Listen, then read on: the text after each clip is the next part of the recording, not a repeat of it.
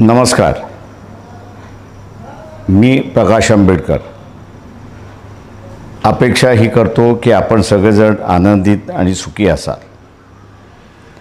लोकसभेच्या निवडणुका सुरुवात झाल्यात.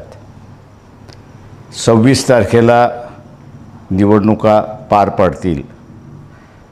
या निवडणुकीमध्ये मी वंचित बहुजन आघाडीच्या वतीने निवडणूक लढतो आहे.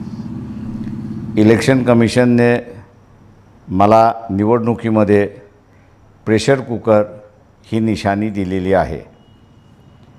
माझी आपल्या सगळ्यांना विनंती आहे,